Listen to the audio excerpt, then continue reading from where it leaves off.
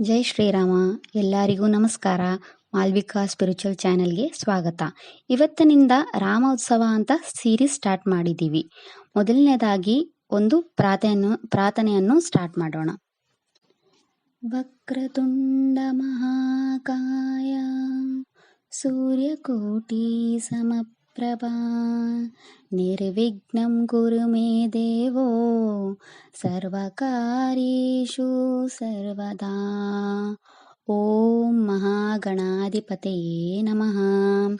ಶ್ರೀರಾಮಾಯ ರಾಮಭದ್ರಾಯ ರಾಮಚಂದ್ರಾಯ ವೇದಸೇ ರಘುನಾಥಾಯ ನಾಥಾಯ ಸೀತಾಯ ಪತಿಯೇ ನಮಃ. ಶ್ರೀ ಸೀತಾರಾಮಚಂದ್ರಾಯ ನಮಃ. ಮೊದಲನೇದಾಗಿ ಸಂಪೂರ್ಣ ರಾಮಾಯಣವನ್ನು ತಿಳಿಯೋಣ. ಸೃಷ್ಟಿಕರ್ತ ಬ್ರಹ್ಮ ತನ್ನ ಮನಸ್ಸಿನಿಂದ ಒಬ್ಬ ಮಗನಿಗೆ ಸೃಷ್ಟಿ ಮಾಡಿದ. ಅವನೇ ಮಾರೀಚಿ. ಮಾರೀಚಿ ಕಶ್ಯಪನ ಋಷಿಗೆ ಜನ್ಮ ಕೊಟ್ಟ. ಕಶ್ಯಪ ಮತ್ತೆ ಅವರ ಪತ್ನಿ ಅದಿತಿ ಆದಿತ್ಯರಿಗೆ ಜನ್ಮ ಕೊಟ್ರು. ಅವರಲ್ಲಿ ಒಬ್ಬರಾದ ವಿವಸ್ವಾನ್. ವಿವಸ್ವಾನ್ ಪತ್ನಿ ಸರಾಣ್ಯು. ಅವರಿಗೆ ವೈವಸ್ವತ ಮನು ಹುಟ್ಟಿದ. ಮನುವಿಂದ ಮನುಷ್ಯ ಕುಲ ಶುರುವಾಯಿತು. ಮನು ಪುತ್ರ ಇಕ್ಷವಾಕು. ಇಕ್ಷವಾಕುವಿಂದ ಸೂರ್ಯವಂಶ ಸ್ಟಾರ್ಟ್ ಆಯಿತು. ಅವರಿಂದ ಹಿಡಿದು 58ನೇ ರಾಜ ಆದ ರಘು. ಅವರ ಪುತ್ರನೇ ಅಜ. ಅಜನ ಮಗ ಆದ ನೇಮಿ. ನೇಮಿ ಅಯೋಧ್ಯ ರಾಜನಾಗಿದ್ದ. ಯುದ್ಧದಲ್ಲಿ ಮಹಾಪರಾಕ್ರಮಿಯಾಗಿದ್ದ. ಅವನ ರಥ 10 ದಿಕ್ಕುಗಳಲ್ಲಿ ಹೋಗ್ತಾ ಇತ್ತಂತೆ. ಆದ ಕಾರಣ ಆತನ ಹೆಸರು ದಶರಥ ಅಂತ ಪ್ರಖ್ಯಾತಿ ಆಯಿತು. ಒಮ್ಮೆ ದೇವಾಸುರ ಯುದ್ಧದಲ್ಲಿ ದಶರಥನ ಸಹಾಯ ದೇವತೆಗಳು ಪಡೆದಿದ್ರು. ದಶರಥ ಮತ್ತು ಅವನ ಪತ್ನಿ ಕೈಕೈ ಯುದ್ಧಕ್ಕೆ ಹೋದ್ರು. ಯುದ್ಧ ಮಾಡುವಾಗ ದಶರಥನ ರಥದ ಗಾಲಿ ಆಚೆ ಬರುತ್ತಿರುವುದನ್ನು ಕಂಡು ರಾಣಿ ಕೈಕೈ ಇಡೀ ಯುದ್ಧದಲ್ಲಿ ತನ್ನ ಕೈಗಳನ್ನು ಆ ಗಾಲಿಗಳಿಗೆ ಇಟ್ಟಿದಳಂತೆ. ಅವಳ ಸಹಾಯವನ್ನು ಕಂಡು ದಶರಥ 2 ಇಚ್ಛಾ ವರದಾನವನ್ನು ಕೇಳುವಂತೂ ಹೇಳಿದ. ಅದಕ್ಕೆ ಕೈಕೈ, ನಾನು ಮಹಾರಾಣಿ, ಕರ್ತವ್ಯವನ್ನು ಮಾಡಿದ್ದೇನೆ ಅಂತ ಹೇಳ್ತಾಳೆ. ದಶರಥ ಮತ್ತೆ ಬಲವಂತ ಮಾಡಿದಾಗ, ಮುಂದೆ ಸಂದರ್ಭ ಬಂದಾಗ ಆ 2 ವರಗಳನ್ನು ಕೇಳುವೆ ಅಂತಾಳೆ. ಯುದ್ಧ ಮುಗಿದ ನಂತರ ಅಯೋಧ್ಯೆಗೆ ಹೋಗೋ ಸಮಯದಲ್ಲಿ ದಶರಥ ಬೇಟೆಗೆ ಹೋಗ್ತಾನೆ. ಅಲ್ಲಿ ಜಿಂಕೆ ಅಂತ ತಿಳಿದು ಒಬ್ಬ ಬಾಲಕನಿಗೆ ಬಾಣ ಬಿಡ್ತಾನೆ. ಅವನೇ ಶ್ರವಣಕುಮಾರ. ಕುರುಡ ತಂದೆ ತಾಯಿಗಳನ್ನು ತೀರ್ಥಯಾತ್ರೆಗೆ ಕರೆದೊಯ್ತಾ ಇದ್ದ. ಬಾಲಕ ಸಾವನ್ನಪ್ಪಿದ ಸುದ್ದಿ ದಶರಥ ಅವರ ತಂದೆ ತಾಯಿಗೆ ಹೇಳ್ತಾನೆ. ದುಃಖದಿಂದ ತುಂಬಿದ ಅವರು ದಶರಥನಿಗೆ ಶಾಪ ಕೊಡ್ತಾರೆ. ನಾವು ಈಗ ಹೆಂಗೆ ನರಳ್ತಾ ಇದ್ದೀವಿ, ನೀನು ನಿನ್ನ ಪುತ್ರ ವ್ಯಾಮೋಹದಲ್ಲಿ ನರಳ್ತೀಯ ಅಂತ.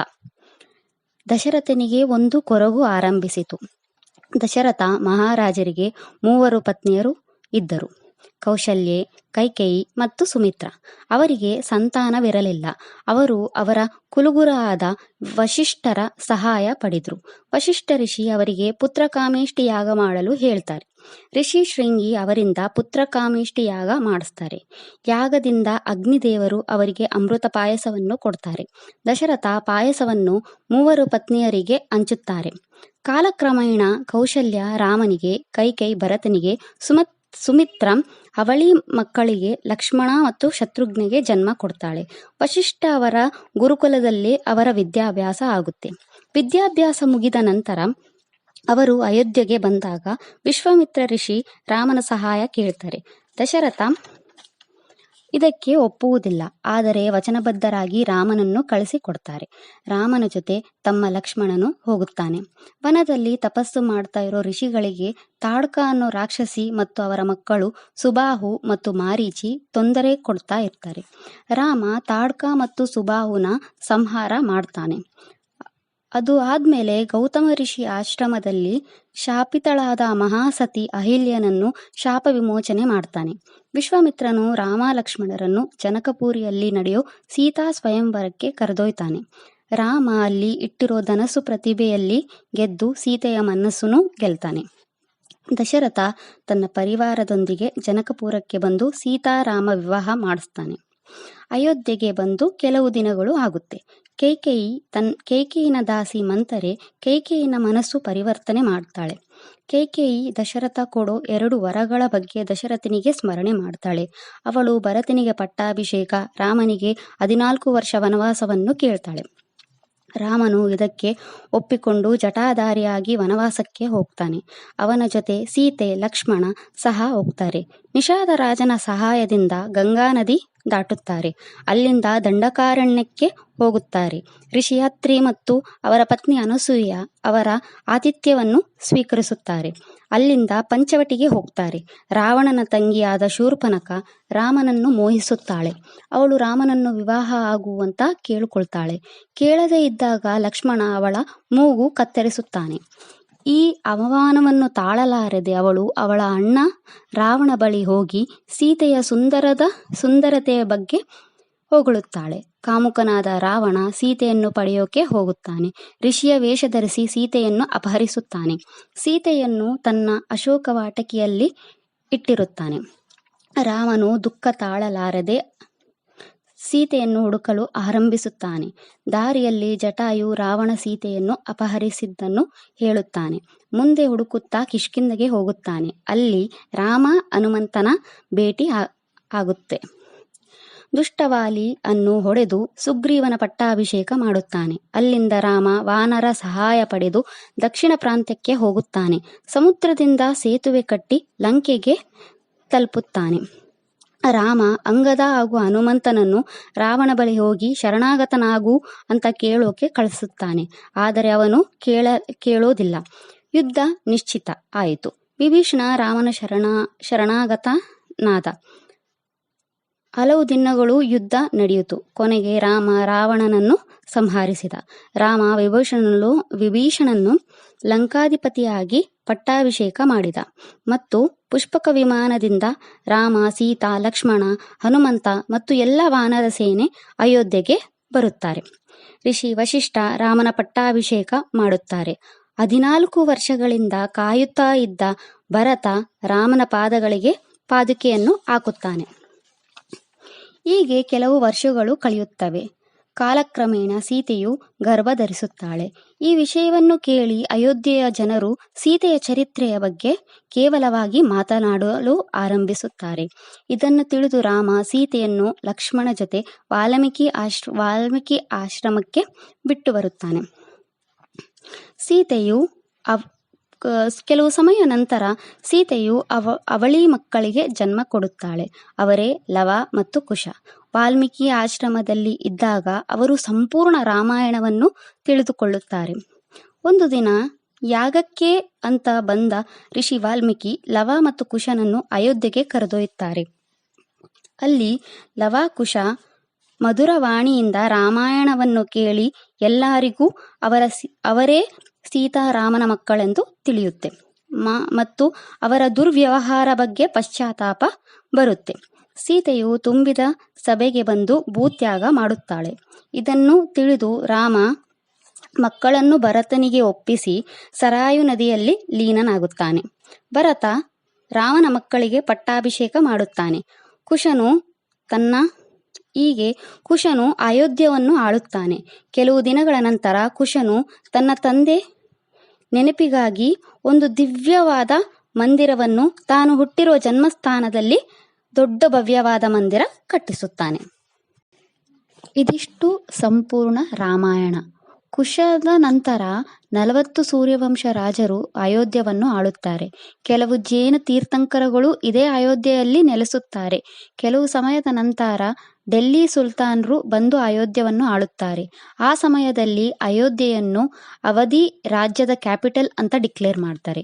1526 ಬಾಬರ್ ಉಜ್ಬೇಕಿಸ್ತಾನಿಂದ ಭಾರತ ಭೂಮಿಗೆ ಬರುತ್ತಾನೆ ಮತ್ತೆ ಮೊಘಲ ರಾಜ್ಯವನ್ನು ಸ್ಥಾಪನೆ ಮಾಡುತ್ತಾನೆ. 1528 ಬಾಬರ್ ತನ್ನ ಸೇನಾಧಿಪತಿ ಮೀರ್ ಬಾಗ್ಗೆ ಆದೇಶ ಕೊಡುತ್ತಾನೆ. ಅವನು ರಾಮ ಮಂದಿರವನ್ನು ಧ್ವಂಸ ಮಾಡುತ್ತಾನೆ ಮತ್ತೆ ಬಾಬ್ರಿ ಮಸ್ಜಿದ್ ಕಟ್ಟುತ್ತಾನೆ. ಕೆಲವು ಸಮಯ ನಂತರ ಹಿಂದೂಗಳಿಗೆ ಇಲ್ಲಿ ರಾಮ ಮಂದಿರ ಇತ್ತು ಅಂತ ಗೊತ್ತಾಗುತ್ತೆ. ಜೈಪುರಿನ ರಾಜ ಜೈಸಿಂಗ್ ಇದನ್ನು ತಿಳಿದು ಹಿಂದೂಗಳಿಗೆ ಸ್ವಲ್ಪ ಜಾಗ